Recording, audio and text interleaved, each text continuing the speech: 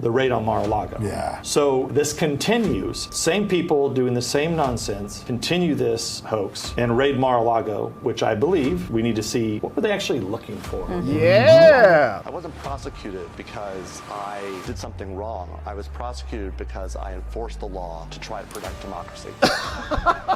What a dork. He admitted what he didn't know who a lot of those people were getting pardoned. He delegated it to his staff. He incriminated himself there and put the entire pardon process in jeopardy. This fired FBI agent is freaking out. You remember him, Peter Strzok. He was the guy who had that affair with Lisa Page, the other FBI lawyer, and they were texting each other. We will stop him no matter what. Talking about Trump. Well, he on X blocked us a long time ago because we were talking garbage about his life. And he now apparently has deleted every single post on his account. And he had a lot of them because this guy likes to talk and he's now somebody who communicates over on MSNBC and all the places. He's a professor at Georgetown, which is the CIA. He also co-hosts a podcast, which I'm sure is just terrible. So here, Peter Strzok, remember this guy, he got fired. He worked on Robert Mueller's investigation. Mueller removed him from the investigation after the Russia investigation revealed that he and Lisa Page, this woman, were engaged in an affair. News of the text messages said that Strzok actually participated in the conspiracy. Okay, so Mueller is now investigating Trump-Russia collusion and influence, and the guy who helped set up Trump was working against him, texting Lisa Page, is on the team. That's how incestuous and disgusting this whole agency is. And he's like, yeah, this is great. I'm legitimate. No conflicts here. So then FBI deputy director, the guy who is in Cash's position now, fired Strzok for the text messages after the FBI disciplinary office recommended he only be suspended. FBI's like, well, so what if he's abusing his position? He sued the FBI and they settled. He got awarded back pay. So got like, I don't know how much money, but a lot. Hundreds of thousands of dollars came in, and just a monstrous dude. Now he is, look at that. Strzok got $1.2 million. Okay, so for his corruption, he gets fired for doing a terrible job and being, in my opinion, absolutely corrupt. Then he sues them and they pay him $1.2 million. That's our government, because he did the job. He did exactly his job, right? He was set out to go do these things and they rewarded him on the back end. Lisa Page, she did the same thing. She was cheating on her husband and she had an $800,000 settlement, courtesy of the American taxpayers, settled because they reached the settlement with the DOJ. So the same people who endorse them and encourage them to go break the laws in our Justice Department pay them for violating their ethical and moral obligations. It's sick behavior. But Peter Strzok, of course, is a cowardly man, and he blocked me and everybody else and blocks everybody because he just likes to operate in the gutters. But turns out he's deleting all of his posts. Everybody captured this. Says the corrupt FBI agent Kyle Becker just deleted all of his X posts. They're gone everywhere. Breaking futurist, gone. Deleted everything. Nuked the entire account, says Svetlana. Hans Monkey, who wrote a great book called Swift Boating America, I recommend it. He, of course, wrote the whole book on this scandal and more. He says, why did the Wayback Machine scrub Strzok's tweets? They didn't even archive them. Who gave the order over there, right? And interesting things have happened on Wayback Machine, which is probably another extension or has some interfacing with the intelligence communities who really want things gone. This captures basically everything. They delete it. They did the same thing. I think that one crazy former Washington Post reporter who's a lunatic who cries on camera, you know her name. And she, I think, got her information deleted from there. She like pretends like she's like 24 or something like that. She's like 50. So we appreciate that post. Peter Strzok freaking out, and he should, because even Obama could face some criminal liability for his actions in instituting the coup. And here is what David Schoen, this was Trump's former impeachment defense attorney, who is out here saying, you know, I'm pretty familiar with impeachment proceedings. I know how this works. I know what it allows if a person is impeached. Then you can prosecute them because it will break away the presidential immunity. David Schoen said the following on Newsmax. President Trump is right when he said the immunity decision would help President Obama. But you know what it doesn't help him with? Impeachment. According to the Democratic Party and the House managers in the second impeachment trial, a former president, once out of office, is still subject to impeachment. In other words, they've argued Lincoln could be impeached, George Washington impeached, and certainly, as I predicted at the time, this would come back, they would rue the day, because President Obama could be impeached if this evidence really says what it says. And that it could also strip him of the immunity, because under Article 1, Section 3, Clause 7 of the Constitution, the Democrats argued it bars one from holding further office, and the language itself says you're still subject to criminal prosecution or indictment. So we'll see how that plays out. That's right. Now, is there there going to be enough energy or momentum in the Senate to actually convict Obama? Unlikely. But they can go through the process, just like President Trump did multiple times. And Obama can hire his own defense attorneys, and he can hire his own legal team to prepare for the prosecutions and all of the other things. And then he can make his arguments just like Trump had to do. So nice update there from Trump's former attorney. We also had Devin Nunes. He was out, and you remember Devin Nunes was a key investigator back while all of this stuff was unfolding, and they were setting Trump up, and he's explaining, oh, there's plenty of criminal liability here. These are continuing conspiracies, and the statute of limitations has definitely not run. The raid on Mar-a-Lago. Yeah. So this continues. Same people doing the same nonsense continue this hoax and raid Mar-a-Lago, which I believe we need to see what were they actually looking for. Yeah. I think that's an important key, and that the statute of limitations has not run out on. No, it hasn't. And maybe, just maybe, it was Russia collusion evidence. My guess is that it was. That's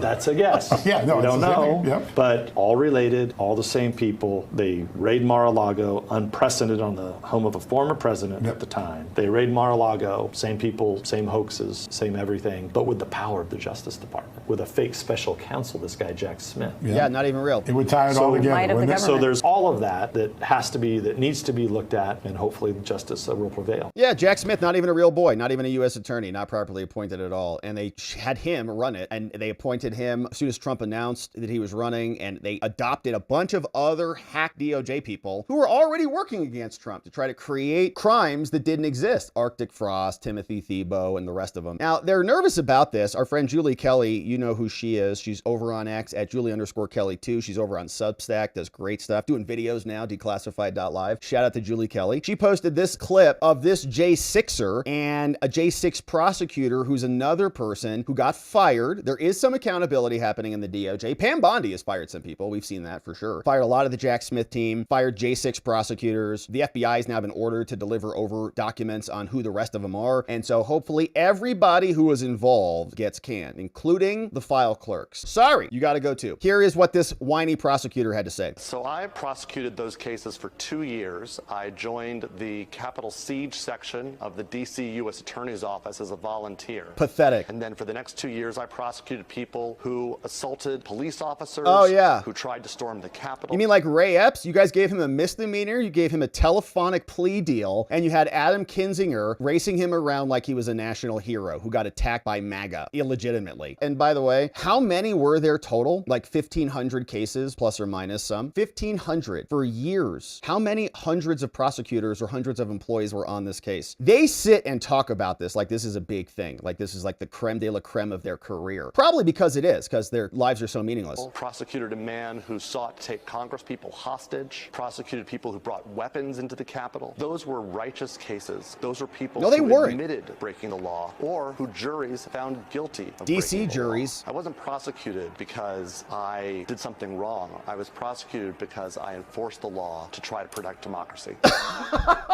What a dork. Come up with a new line. All right, look at him. He's just so sad. And the MSNBC people are, gosh, I know. What a martyr for democracy. Give me a break. Is a democracy a place where you have show trials and fake proceedings meant to come up with an outcome? It's not any different than any other, like you see this stuff like in, Game of Thrones or something. All right, we're going to give you a trial. Come on out here. Are you innocent or guilty? Your Majesty, I'm innocent. I didn't do anything. Yeah, thanks for your interpretation. Execute him tomorrow morning at 9, right? Like that's what they did in DC. It was a uniparty, one-party system, and they just went on a meat grinder, putting people, American citizens who were there, many of whom were peacefully protesting until they got shot in the face by cops who didn't have anything properly secured, who didn't protect the premises because they sent a bunch of people over to investigate the fake pipe bombs that were set up almost certainly by our own intelligence agencies that they covered up for, saying all of the cell data was deleted. They're all in on it. January 6th is another part of it too, to try to get Trump out, to impeach him, to make sure he can never run again. So it's all one giant extension of the same bad actors. Now, National Review, who used to be, I think, a conservative magazine or something, put this embarrassing post out. They said Donald Trump was the victim of an iniquitous, dirty trick in 2016. But Tulsi Gabbard has presented nothing new about Barack Obama's involvement. Womp from National Review. So you can see they're trash, and everybody knows that. So National Review can just, I think, be interpreted accordingly. Now, we also saw James Comer Comer was out today, and he was speaking over with Laura Trump and was asked about Hunter and the Biden crime family. And he sat down for a much bigger interview than I thought. Here, let's listen to some of this. So you've said that this could be a 25th Amendment level breach. You know, what are the constitutional stakes here? If you get a president that's in mental decline, like it appears Joe Biden was, look at him, then the cabinet is supposed to step forward and invoke the 25th Amendment. Clearly, the Biden administration did not do that. If you watch interviews from people like Pete Buttigieg, he's saying, look, I wasn't around Joe Biden towards the end. Other cabinet secretaries are going to come out and say this, especially the ones who look in the mirror and see a political future. So no one is going to step forward at this moment and say Joe Biden was mentally fit. He knew exactly what he was authorizing his signature with the Autopen on. Not a single person has done that. So there's been some discussion of possible subpoenas. Former First Lady Jill Biden for Kamala Harris. What are you looking to uncover with those two in the event that you actually did issue a subpoena? Well, if it becomes clear that they were part of the inner circle that was calling the shots at the White House, then they will be brought in via subpoena for this committee. Yeah, and I want to know if anybody's even mentioned the 25th Amendment. Like, is there any paper trail on that anywhere? Did anybody mention it in a meeting, in a cabinet briefing, like in a note somewhere? Did somebody send an email? Or was that word, like specifically that word, did it ever come up in any official documentation at all? And if not, is that truthful? Did they just keep it off the record? Like, is there anything on the record about his 25th Amendment conversations happening? Did Kamala and Booty and others have at least a talk about it? That many of the people that we have brought in already, we had,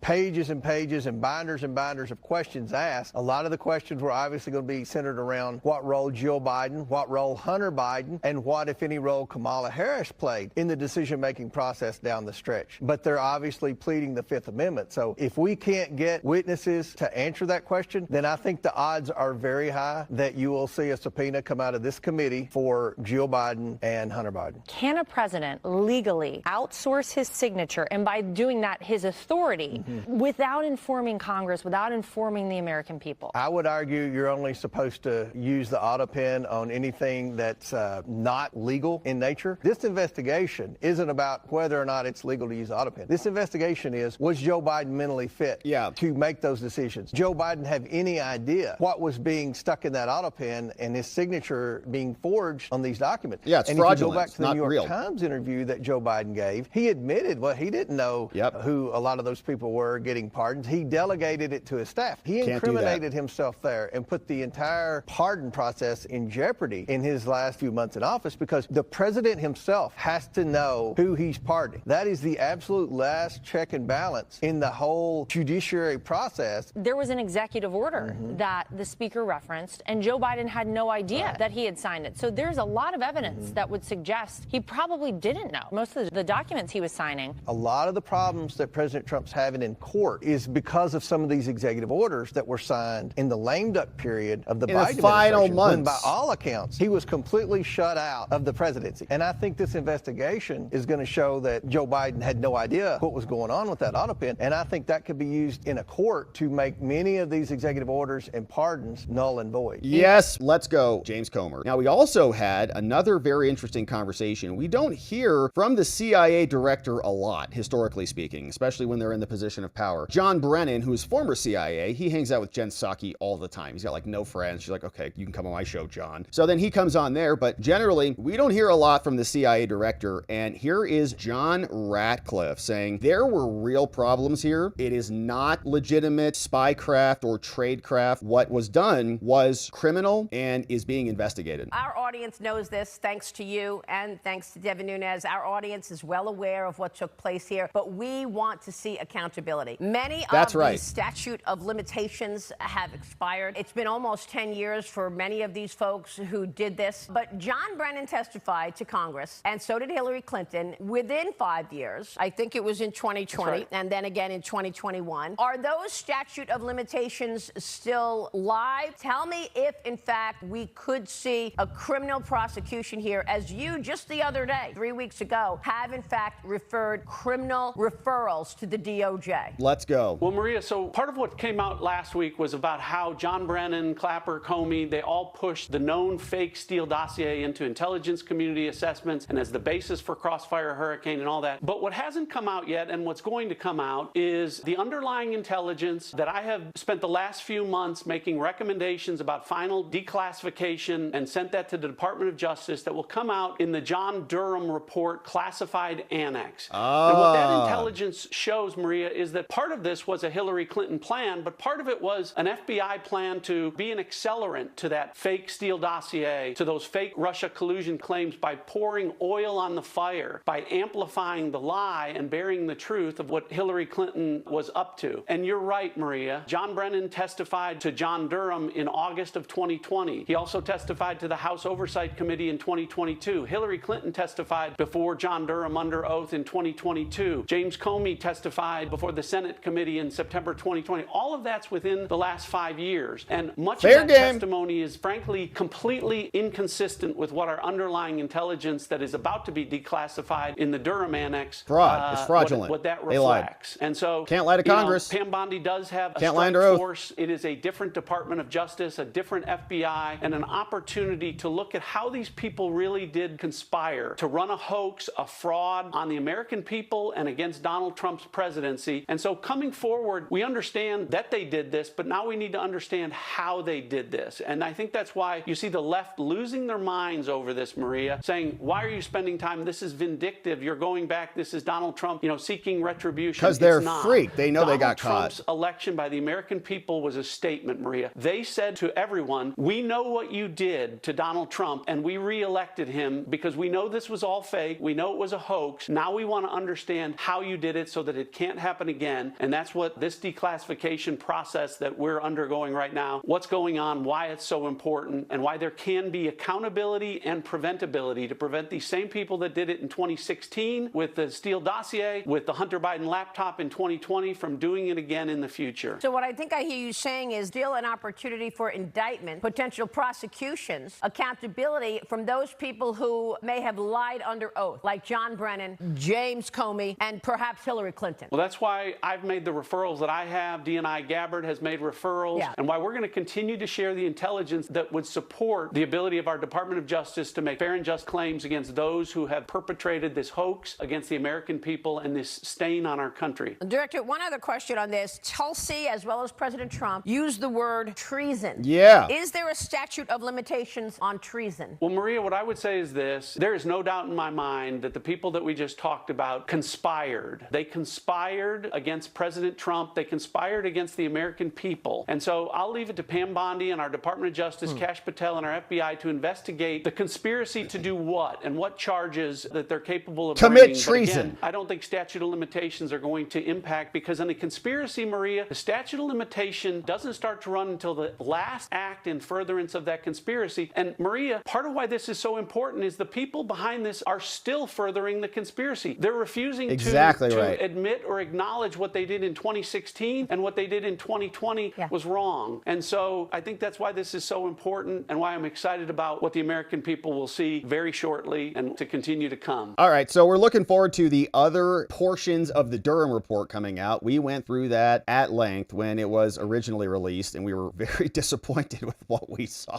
So we got that. So the Durham report annex hopefully coming down very soon. The president having fun with this. President Trump posted this meme on the interwebs, and it's just outstanding. As you can see, it's Barack Obama in the OJ white Bronco. And behind him in position number 1 is President Trump. Coming to get you, Obama. And over here is Meme JD. Chonky. He's extra chonky in this one. And that's, of course, if you missed that one, that's the JD Vance meme. And he loves the meme. It's in good fun. So that's happening. I think the Obama officials are nervous. Peter Strzok is definitely nervous. He's deleting all of his posts and probably trying to get rid of his online profiles so that you can't cross-reference his criminality. And charge him with new crimes, new overt acts for continuing to promote the scam and the hoax. Peter Strzok and the rest of them now circling up, and hopefully we see these investigations go somewhere, and we'll keep our eye on these. Thank you for subscribing and joining as we do.